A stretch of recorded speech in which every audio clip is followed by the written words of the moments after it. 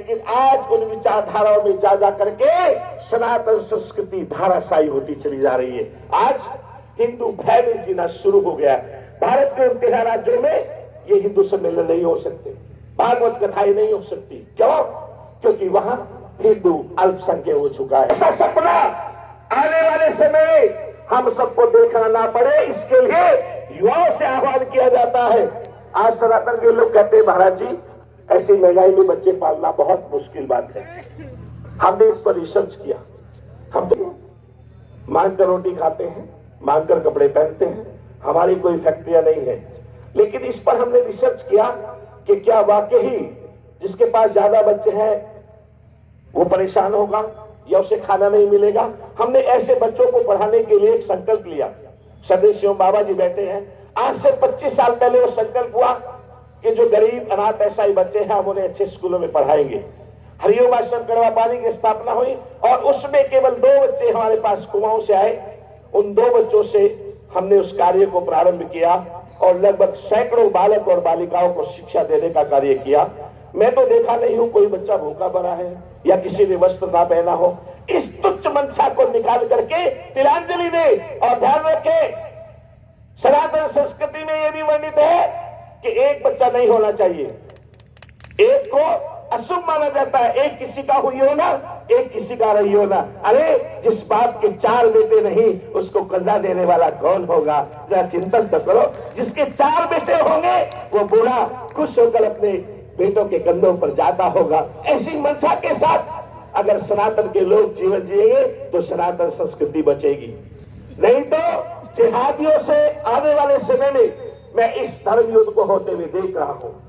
और कितना भी प्रयास कर ले, कितना भी चिल्लाए, कितनी भी सत्ताएं चिल्लाए, ये धर्म युद्ध आने वाले समय में होकर रहेगा। इसको कोई टाल नहीं सकता। क्यों?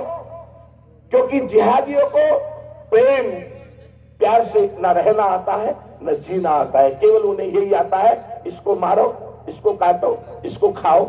मार काट के अलावा और जिहादी मंशा से कोई जी नहीं सकता। इसलिए इस धर्म युद्ध को होते हुए मैं अपनी आंखों से देख रहा हूं। पर ध्यान रहे जो व्यक्ति धर्म के साथ लगा होता है, जो धर्म के साथ जुड़ा होता है, विजयश्री का ताज उसी के सिर पर सजता है। इसका जीता जागता प्रमाण आप सबके सम्मुख है। पांडव केवल 5 थे और कौरव 101। अपार जन सैलाब।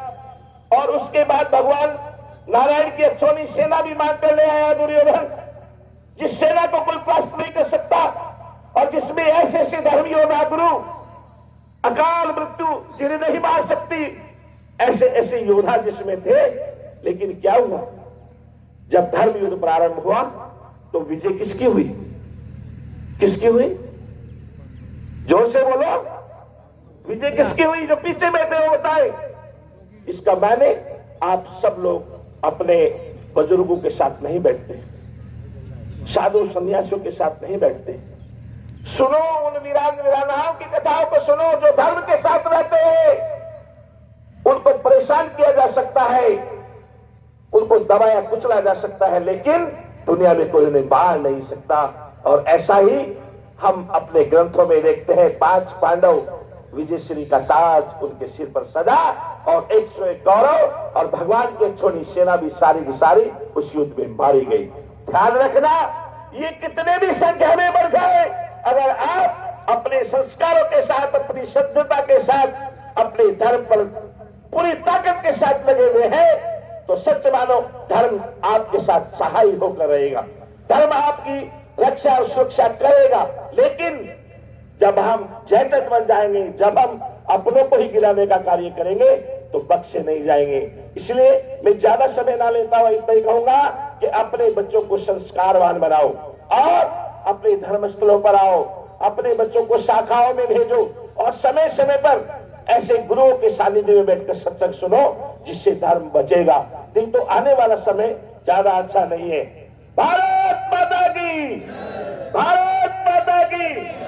आप लोगों की आवाज बहुत कम आ रही है। जिस कौम के लोगों की आवाज कम हो जाती है या बुज़दिलता छा जाती है वो भी कायर कहलाते हैं। इसलिए आवाज को बुलंद करिए।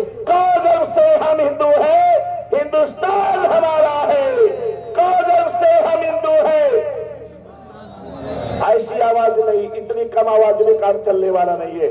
आवाज ऐसी होनी चाहिए कि जिहादियों के कान में खून बढ़ाए, पता चले कि सनातन धर्म के बाद हिंदू सम्मेलन में बैठे हैं। कागज से हम हिंदू हैं, कागज से हम हिंदू हैं, हिंदुस्तान हमारा है, उल्लाह का नाम, उल्लाह का देश वीर, जय श्री राम।